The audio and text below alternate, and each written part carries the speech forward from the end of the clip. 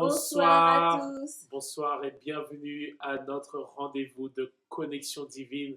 Nous sommes dans la joie d'être connectés avec vous pour ce moment dans la présence de Dieu. Alors je me présente, je suis le frère Frandy, connecté avec vous pour ce segment de connexion divine, accompagné de la sœur Tamar. Bonsoir à tous. En effet, la sœur Tamar, et c'est toujours un réel plaisir de pouvoir être là pour un temps si précieux, connexion divine, un rendez-vous incontournable où nous passons un moment euh, précieux dans la présence de Dieu. Alors avec vous, vous et vos familles, et pourquoi pas même vos amis, nous sommes très contents de vous avoir parmi nous. Soyez donc les bienvenus. Amen. C'est vraiment un moment qui n'est pas négligeable. C'est un moment de partage. C'est un moment où nous rentrons en profondeur du message que nous avons reçu de notre Père spirituel, le Bishop Grégory Toussaint. Et ce message, nous croyons, va vous interpeller, va changer vos vies. Parce que ce message que nous allons recevoir nous parle d'avoir une vision. Mais pas juste une vision personnelle, mais d'avoir une vision commune. Alors, nous voulons rentrer dans ce message et tout de suite après, voir ensemble comment ce message nous interpelle, voilà, voir ensemble comment ce message pourrait être appliqué dans notre vie en tant que famille, en tant qu'église, en tant que nation, pour la gloire de notre Seigneur. Amen. Certainement, est-ce que tu es prête pour rentrer dans ce message? Oui, je suis prête et j'espère que vous aussi, vous êtes prêts. Alors, sans plus tarder, si vous êtes prêts, on va rentrer tout de suite dans ce message et on se revoit tout de suite après. À tout de suite. Disons gloire. Donc tu ne peux pas avoir une nation s'il n'y a pas de vision. Tu ne peux pas avoir une nation sans vision. C'est la vision qui va nous permettre de mettre de côté nos différends parce que nous sommes d'accord sur un but, sur un objectif. Peu importe les problèmes, peu importe les différends, peu importe les désaccords qui puissent avoir entre vous et moi, mais nous sommes d'accord sur un but, sur un objectif. Nous allons minimiser les désaccords, nous allons résoudre les problèmes parce que nous avons un chemin à parcourir ensemble. Ah, dites-moi gloire. Donc, ce principe s'applique aux familles biologiques, aux familles ethniques et aux familles spirituelles. Laissez-moi vous donner un exemple, par exemple, de familles biologiques. Les familles biologiques qui restent ensemble, qui restent attachées pendant longtemps, pendant des années, des décennies, et des siècles et même des millénaires, ce sont des familles qui ont une vision commune. Combien, par exemple, d'entre vous vous avez déjà entendu parler du New York Times? How many of you have heard of it? Ok, donc vous avez entendu le New York Times. Donc c'est le quotidien le plus prestigieux aux États-Unis. Donc c'est le quotidien le plus prestigieux aux États-Unis, etc. Mais le New York Times, ou bien encore le propriétaire de New York Times, donc en réalité, le New York Times et les propriétaires sont les membres d'une même famille. Donc c'est la famille Sulzberger qui est propriétaire du New York Times. Donc, il y avait un homme qui s'appelait Sulzberger, Arthur Sulzberger, qui avait acheté le New York Times en 1996. Donc la famille Sulzberger est propriétaire du New York Times. Cette famille est convaincue, écoutez, la famille qui est propriétaire du New York Times s'appelle Sulzberger. Cette famille est convaincue que Dieu lui a donné la responsabilité de donner des nouvelles au monde entier. La famille qui possède le New York Times, la famille Sulzberger, donc ils sont convaincus qu'ils ont la responsabilité de diffuser des informations à travers le monde. Donc qu'est-ce qu'ils font, les membres de cette famille? Dès leur jeune âge, les membres de la famille commencent à former les enfants pour qu'ils puissent prendre leurs responsabilités dans le quotidien plus tard. il y a un homme qui s'appelle, un membre de la famille qui s'appelait Arthur Sulzberger. Arthur Sulzberger, à un moment donné, le propriétaire du quotidien de New York Times avait 4 enfants. Et ces 4 enfants avaient des droits,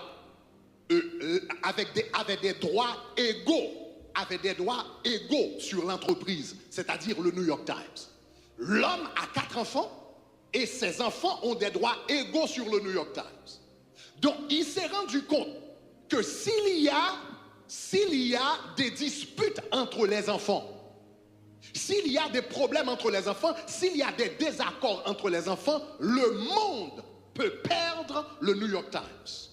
Parce qu'ils sont héritiers et ils ont des droits égaux sur l'entreprise. Qu'est-ce qu'ils ont fait? Donc, Arthur Sulzberger, quand il avait 11 ans, quand ses enfants avaient 11 ans, particulièrement Arthur Sulzberger, il avait 11 ans, à l'âge de 11 ans, déjà, il recevait des cours de gestion de conflits de l'avocat du New York Times. Donc, à l'âge de 11 ans, déjà, on le formait dans la gestion de conflits. L'avocat du New York Times, à l'âge de 11 ans, l'enseignait comment gérer les conflits de la famille, parce que s'il y a un problème entre ces 4, le monde peut perdre le New York Times. Donc déjà, ils ont appris, cette famille a appris à gérer ces conflits. Les enfants apprennent à gérer leurs conflits à 11 ans, à 12 ans, à 15 ans, parce qu'ils ne peuvent pas laisser la famille se morceler.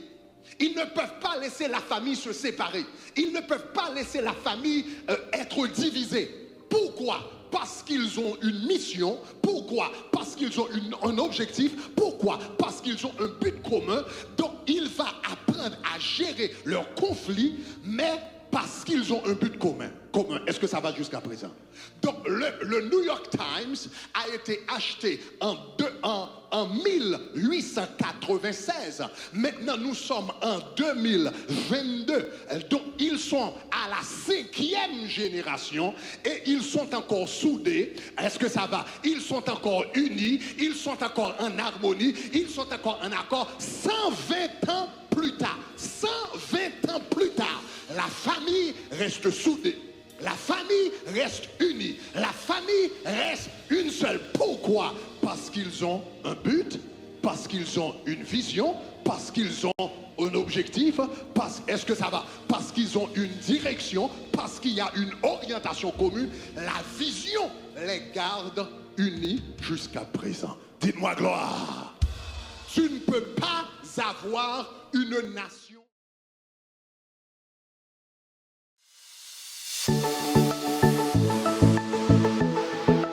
Bonjour la famille, je suis le frère Eddy, je suis de la Guyane française connecté au TG France. Je suis de la famille multiculturelle et vous? Je suis de la famille. Est-ce que toi tu es de la famille? Je suis connecté à la famille multiculturelle et vous? Oui, je suis dans la famille. Et toi? Je fais partie de la famille multiculturelle et vous? Je suis dans la famille. Et toi, es-tu dans la famille? Oui, je suis dans la famille. Et toi, tu es dans la famille?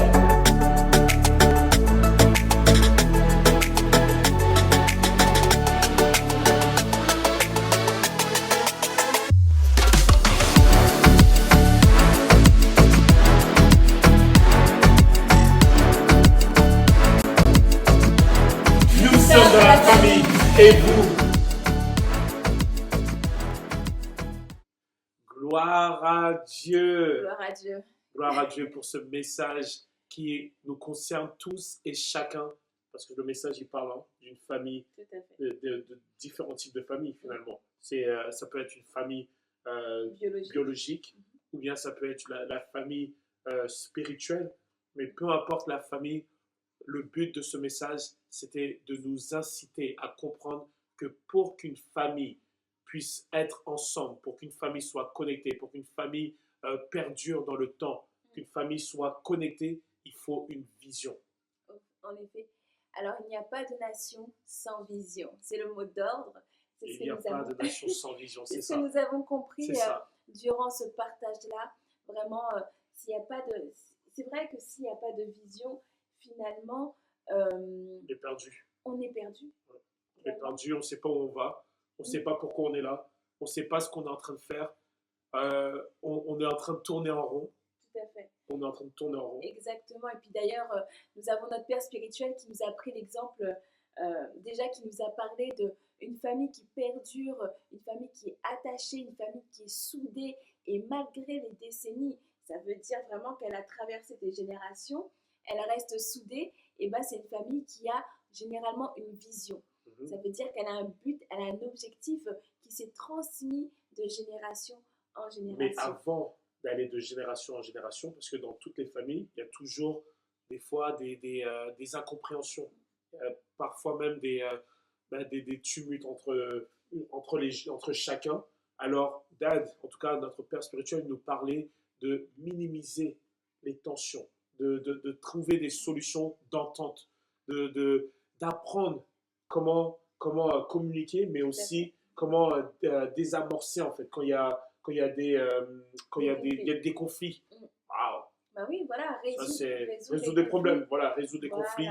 Parce qu'avant que la famille puisse aller de génération en génération, comme tu le disais, par rapport à cet exemple de cette famille, de la famille de New York Times, comment faire pour aller jusqu'au bout en fait et de faire quelque chose. Déjà, il faut une vision, mais il faut aussi savoir trouver des solutions pour désamorcer tous les conflits qui peuvent se produire dans la famille. Tout à fait.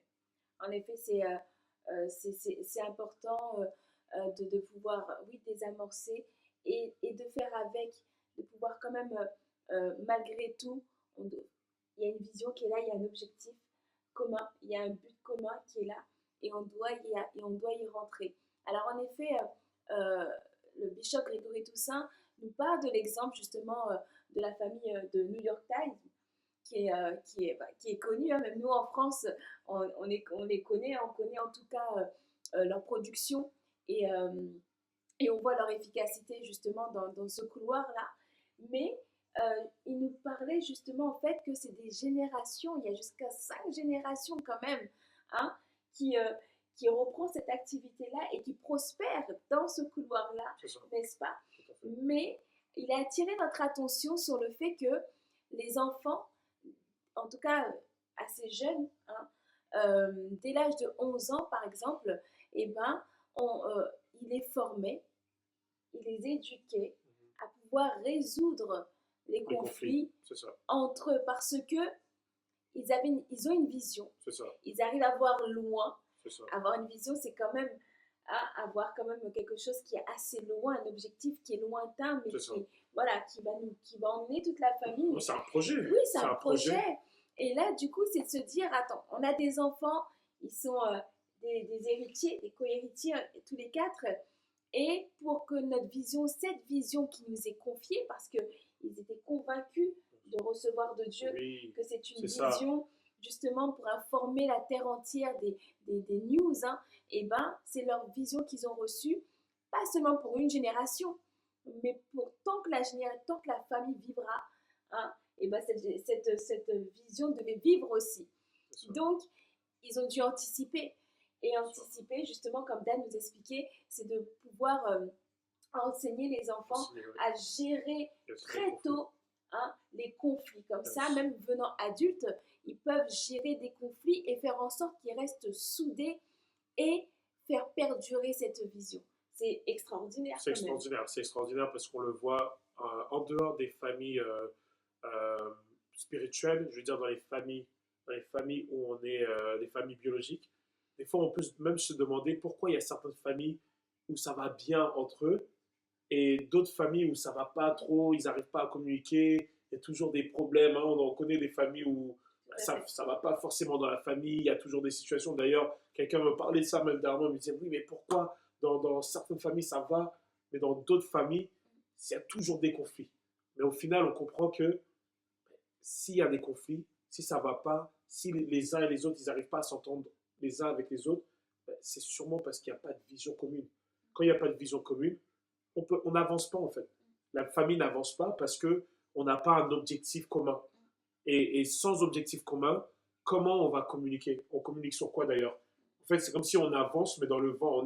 On est juste une famille pour être une famille. Parce on fait partie de cette même famille-là. Mais je pense que la réalité, c'est que pour qu'une famille puisse aller de l'avant, qu'une famille s'entende, comme tu disais, hein, cette famille qui a été enseignée à comment désamorcer tous les conflits qu'ils peuvent avoir. Je pense que au-delà de ça, bien sûr, ça c'est déjà très important. Je pense que toutes les familles devraient apprendre à faire ça parce que beaucoup de familles ne savent pas faire ça. Au contraire, quand il y a des situations, il y a des problèmes, ben c'est hey, on se parle plus, j'ai pas envie de te parler, on trouve pas des solutions. On est au contraire, chacun se met de son côté. Mais s'il y avait un objectif commun, on serait en train d'essayer de trouver des solutions. Et ça, c'est important pour toi, bien-aimé, qui est connecté à Connexion Divine, toi qui as une grande famille, toi qui veut que vous vous entendez, en fait, vous voulez bien vous entendre dans la famille, il faudrait déjà qu'il y ait un objectif, qu'il y a une vision commune qui vous pousse à aller vers l'avant. Tout à fait. En effet, la vision est une force. La vision est aussi un fil conducteur. Donc, quand il y a une vision, ça nous permet de ne pas nous perdre justement à gauche, à droite, mais de rester focus sur cet objectif commun que nous devons atteindre justement.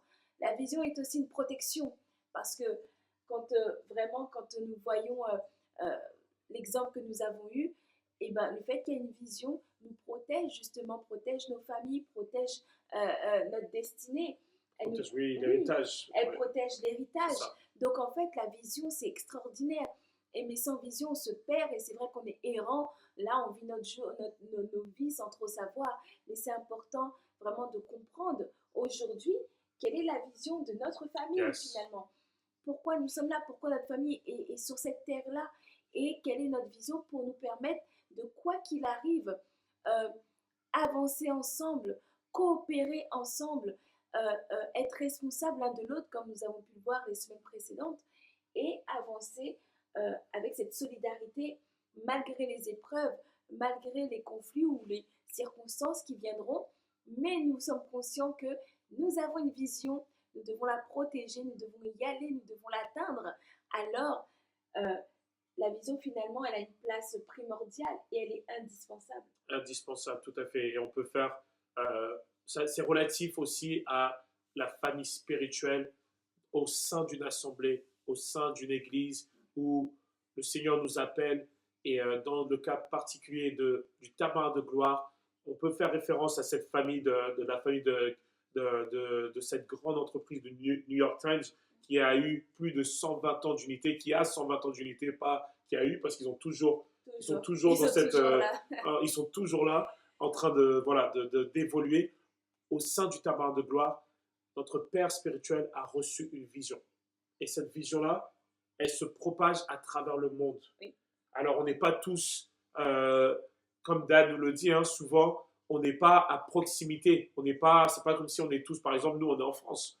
Mais cette vision que Dan a reçue, nous prions aussi et nous demandons à Dieu de recevoir la même vision qu'il a reçue pour que nous aussi, nous puissions être porteurs de cette vision-là. Dans tous les cas, déjà, Dan nous relate la vision au quotidien. C'est même pour ça, je pense qu'avant chaque service, qu'on lit la vision ensemble. Afin de s'imprégner de la vision. De se rappeler le pourquoi nous sommes là, parce que la famille s'agrandit, la famille s'étend au-delà des frontières et nous ne devons jamais oublier le pourquoi nous sommes liés, pourquoi nous sommes ensemble, parce qu'il y a une vision qui nous unit finalement et vers laquelle nous marchons tous. Et il y a une parole qui dit justement dans Proverbe 29, verset 18, « Quand il n'y a pas de révélation, le peuple est sans frein. » Et ça, c'est fort parce qu'il dit « Heureux s'il observe la loi ». Et en fait, la révélation, en vrai, c'est la vision. Et si on n'a pas de vision, nous sommes sans frein.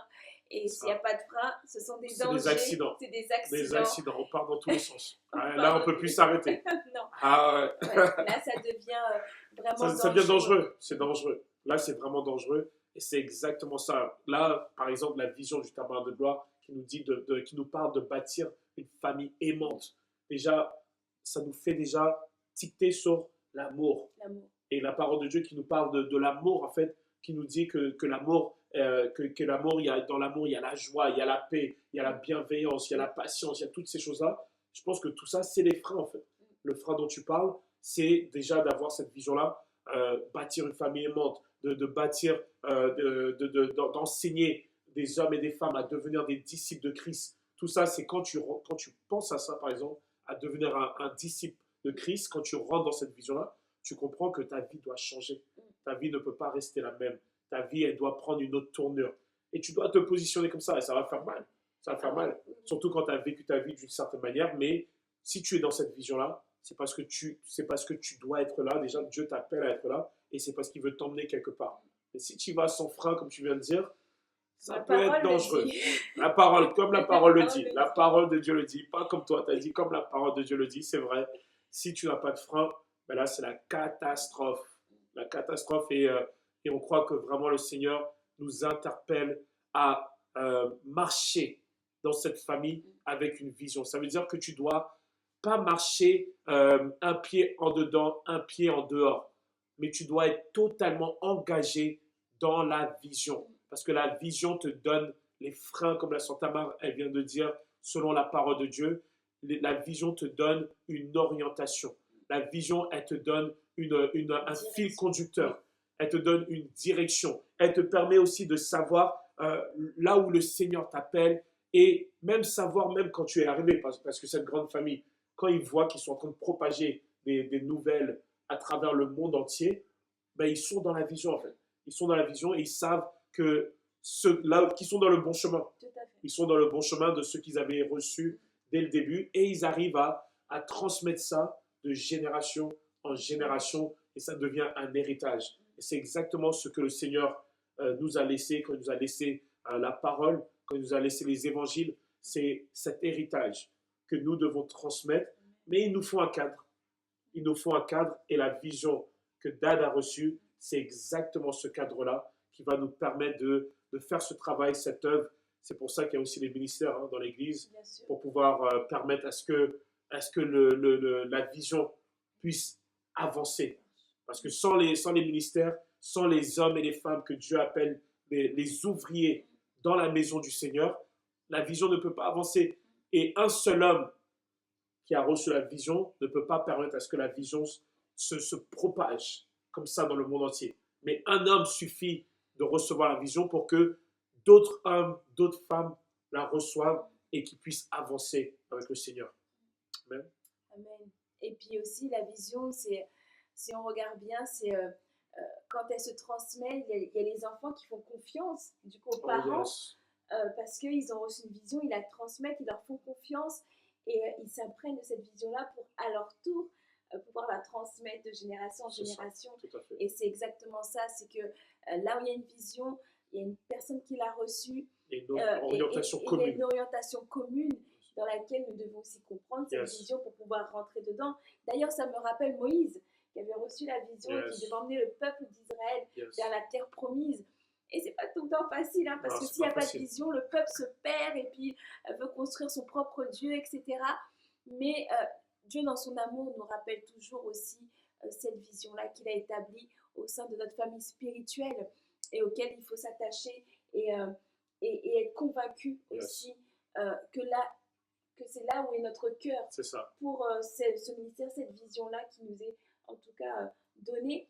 Mais ce soir, bien-aimé, toi qui nous écoutes de là où tu es, peut-être que ce message t'interpelle, peut-être que tu as reçu une vision, mais tu n'as jamais prêté attention, ou peut-être que ce n'était pas le cas. Et dans ces cas-là, nous allons la demander au Seigneur, cette révélation dans la prière, afin que ta vie ne soit plus de gauche à droite, où tu ne sais pas trop, un coup c'est ci, un coup c'est ça, mais justement que tu rentres dans cette vision, déjà spirituellement, là où Dieu t'appelle, si c'est à Tabernacle de gloire que tu es appelé, et bien justement tu sais que là il y a une vision qui est là, nous avons un Père spirituel qui est là, des parents spirituels qui sont là, qui ont reçu une vision et dans laquelle nous devons marcher. Mais maintenant, c'est quelque chose que nous devons recevoir pour nous, pour nos familles, parce que la vision, comme on le disait, nous protège. Et la vision, elle est indispensable pour pouvoir atteindre ce but commun. Amen. Amen. Alors, dans ce temps, en ce moment même, nous voulons prier ensemble. Et nous voulons remettre, déjà que ce message nous donne vraiment une orientation. Peut-être que tu es là, comme la sœur Tamar vient de le dire, et la vision, tu l'as reçue, mais tu l'as mis de côté. Peut-être que tu ne la comprenais pas. Peut-être que c'était une vision qui était floue à tes yeux. Mais aujourd'hui, cette vision-là, il faut qu'elle devienne claire. Et je sais que personnellement, j'ai reçu une vision moi-même, mais la grâce que Dieu m'a fait, c'est que la vision s'accorde à la vision que mon Père spirituel a reçue. La vision du tabernacle de gloire, c'est exactement cette même vision que Dieu m'a permis de recevoir. Et aujourd'hui, je sais que je suis dans cette bonne marche avec le Seigneur, dans cette bonne direction pour faire l'œuvre que Dieu m'appelle à faire. Alors, on va prier tous ensemble pour remettre nos vies entre les mains du Seigneur et demander au Seigneur de nous conduire selon sa volonté dans le chemin de cette vision-là. Sœur Tamar, est-ce que tu veux nous ouvrir dans la prière? Père éternel, Dieu de grâce, Dieu de miséricorde, Papa, nous te bénissons encore. Nous te rendons toute la gloire et tout l'honneur pour tout ce que tu es, pour tout ce que tu fais. Merci pour cet enseignement, cet extrait de cet enseignement que tu nous as permis de revisionner encore ce soir. Oui, Seigneur, nous comprenons que tu nous interpelles sur l'importance, Seigneur, d'être dans la vision, cette vision que tu nous as donnée, Seigneur, que tu as donnée à nos parents spirituels. Oh Seigneur, Papa, ce soir, nous prions pour que vraiment tu nous aides à rester fidèles à cette vision que nous avons reçue, Seigneur, que nous puissions vraiment rester en total accord, Seigneur, parce que nous savons que dans cette vision, nous sommes protégés. Nous allons vers cet objectif, Seigneur. Malgré les circonstances, des fois malgré les incompréhensions les uns avec les autres. Donne-nous cette capacité de pouvoir résoudre les problèmes, les différends et de rester focus, Seigneur, sur cette vision-là que tu nous donnes, ô Éternel. Papa, nous te bénissons, nous te rendons gloire, Seigneur, parce qu'aujourd'hui nous comprenons à quel point il est important, Seigneur, d'avoir cette vision. Alors ce soir, donne-nous ce cœur, Seigneur, de pouvoir nous attacher, d'aimer cette vision et de pouvoir y rentrer chaque jour, marcher dans cette vision. Merci pour toutes les personnes qui sont là, connectées, Seigneur, et qui sont elles aussi, Seigneur, dans cette compréhension-là de l'importance d'une vision. Guide-nous, Seigneur, et guide chacun de nous à vraiment rester en accord, Seigneur, avec ce que tu as mis dans nos cœurs. Nous te rendons toute la gloire et toute l'honneur, Seigneur, au nom de Jésus. Ô Seigneur, nous te rendons grâce encore pour ce message. Nous te rendons grâce parce que tu nous as donné une vision.